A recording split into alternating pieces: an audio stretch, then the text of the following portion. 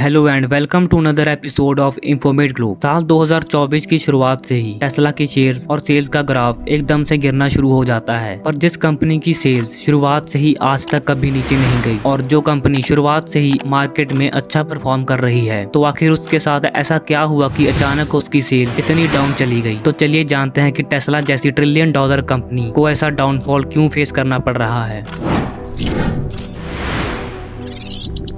इस साल की शुरुआत से ही टेस्ला की सेल्स कम हुई है। दरअसल किसी भी कंपनी की सेल्स को पूरे साल तक एनालाइज करने के लिए उस साल को 4 पार्ट्स में डिवाइड किया जाता है, जिन्हें क्वार्टर्स कहते हैं। और जब से टेस्ला की शुरुआत हुई है तब से लेकर आज तक टेस्ला की सेल्स का नंबर सिर्फ बढ़ा है। और ऐसा पहली बार हुआ है कि टेस्ला की सेल्स के नंबर गिरते ही जा रहे हैं, जिसकी वजह से कंपनी ने 14,000 एम्प्लॉयज को निकालने का फैसला लिया है। इस साल के पहले क्वार्टर में टेस्ला ने 3,86,810 कार्स को डिलीवर किया है, जो पिछले साल के मुकाबले 9% कम है। और वहीं दूसरी तरफ टेस्ला के कॉम्पिटिटर्स अपनी सेल्स को बढ़ाते जा रहे हैं, जैसे कि फोर्ड ने इस साल के पहले क्वार्टर में 20,000 ईवीज को बेचा है, जो पिछले साल के मुकाबले 96% ज्यादा है। किया मोटर्स ने इस साल 29,352 ईवीज को बेचा है, जो पिछले साल के मुकाबले 88% ज्यादा है। BMW ने इस साल 1,22,582 ईवीज को बेचा है, जो पिछले साल के मुकाबले 10% ज्यादा है। और वही होंडा ने भी इस साल 3,99,523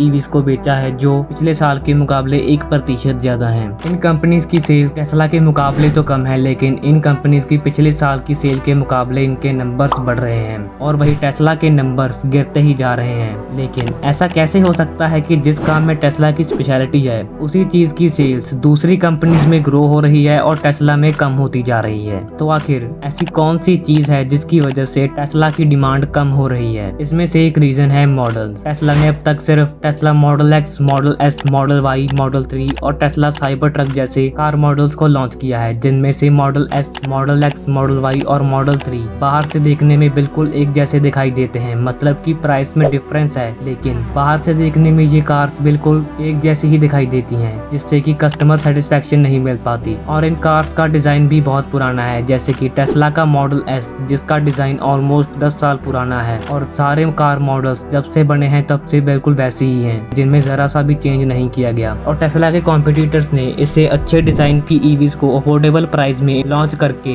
टेस्ला की सेल्स को इफेक्ट किया है। लेकिन इलॉन मस्क को भी इस बात का पता था कि अगर उन्होंने जल्द ही कोई नया कार मॉडल लॉन्च नहीं किया तो उनका मार्केट में सर्वाइव करना मुश्किल हो जाएगा। इसीलिए इलॉन मस्क ने 2019 में सबके सामने टेस्ला साइबर ट्रक को इंट्रोड्यूस किया था, जिसमें उन्होंने एक मेटल बॉल को ट्रक के ग्लास पर मारा था, जिससे वो टूट गया था। जिसके बाद इस इंसिडेंट के बारे में हर जगह बात होनी शुरू हो गई और इसकी अच्छी मार्केटिंग हुई। इसके बाद 30 नवंबर 2023 में टेस्ला ट्रक को ऑफिशियली रिलीज कर दिया गया, जिससे टेस्ला की सेल्स बढ़ी तो सही, लेकिन साइबर ट्रक को 2024 के इतना पास रिलीज करने के बाद भी दूसरी कार मॉडल्स की सेल्स पर कोई इफेक्ट नहीं पड़ा। उसके ऊपर से टेस्ला के साइबर ट्रक की मैन्युफैक्चरिंग में भी बहुत सी मुश्किलें आई, क्योंकि इस ट्रक का डिजाइन सबसे यूनिक है जो किसी भी कार से नहीं मिलता, जिसकी वजह से टेस्ला ट्रक की डिलीवरी भी टाइम से लेट हो गई। इसके अलावा टेस्ला में बहुत से टेक्निकल इश्यूज भी सामने आए हैं, जिसकी वजह से टेस्ला की डिमांड कम हुई है। जैसे कि टेस्ला के अंदर लगी डिस्प्ले जो पूरी कार को कंट्रोल करती है, उसमें कुछ अपडेट्स के बाद खराबी आ जाती है और टेस्ला की मोबाइल ऐप में भी अपडेट्स के बाद खराबी देखी गई है। और इन सबसे इम्पोर्टेंट टेस्ला का सेल्फ ड्राइविंग सिस्टम, जिसकी वजह से टेस्ला को अपनी पहचान मिली और जिसकी वजह से लोगों ने टेस्ला को पसंद किया, उस सिस्टम में भी खराबी देखी गई है। और इसके रिलेटेड इंटरनेट पर एक वीडियो भी सामने आई थी, जिसमें टेस्ला का सेल्फ ड्राइविंग सिस्टम मून को येलो लाइट समझकर कार को ऑटोमेटिकली रोक रहा था। और अप्रैल 2024 में NHTSA यानी कि national highway traffic safety administration की इन्वेस्टिगेशन की रिपोर्ट के हिसाब से ये पता चला कि